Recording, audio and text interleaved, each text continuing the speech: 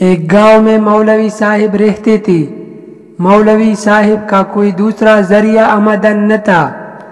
گاؤں میں رہتے ہو گزارا بہت مشکل تھا۔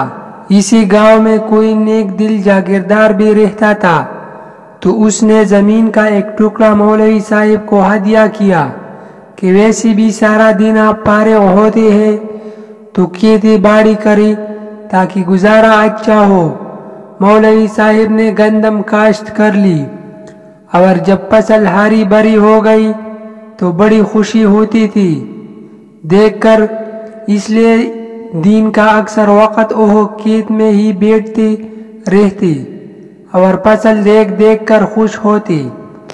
لیکن اچانک ایک ناگہانی مصیبت نے ان کو آن گھیرا۔ گاؤں کی ایک آوارہ گدے نے کھیت کی راہ دیکھ لی۔ گدھا روزانہ کھیت میں چرنے لگا۔ مولوی صاحب نے پہلے تو چھوٹی موٹی صدقے دی، لیکن گدھا منع نہیں ہوا۔ پھر اس نے مختلف صورتیں پڑھ پڑھ کر پونگنا شروع کر دیا، لیکن گدھا پھر بھی ٹس سے مس نہیں ہوا۔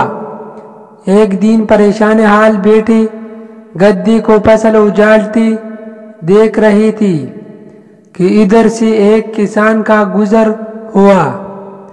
گدھے کو چرتا دیکھ کر کسان نے پوچھا، مولوی صاحب آپ عجیب آدمی ہے، گدھا فصل تباہ کر رہا ہے اور آپ ہاتھ پر ہاتھ دھرے بیٹھے ہیں۔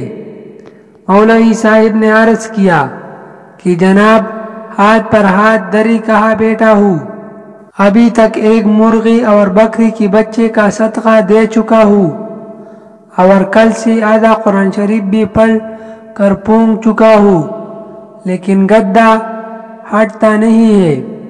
مجھے تو یہ بھی گدھا کافر لگتا ہے جس پر کوئی شے اثر نہیں کرتی۔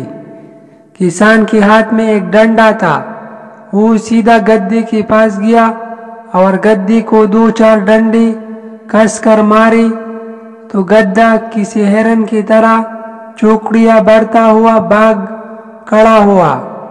کسان نے کھیت سے باہر آ کر ڈنڈا مولوی صاحب کے حوالے کرتے ہوئے کہا، قبلہ مولوی صاحب، قرآن گدھوں کو بھگانے کے لیے نازل نہیں کیا گیا، گدھوں کو بھگانے کے لیے اللہ تعالیٰ نے یہ ڈنڈا بھیجا ہے۔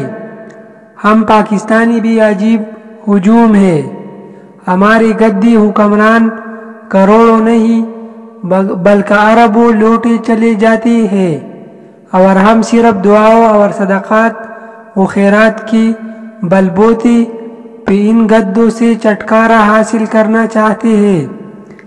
جب تک یہ ہجوم ایک قوم بن کر ان لٹیروں سے نجات کے لیے ڈنڈا استعمال نہیں کرے گی، یہ گدھے ملک و قوم کے تمام وسائل یوں ہی لوٹتے رہیں گے۔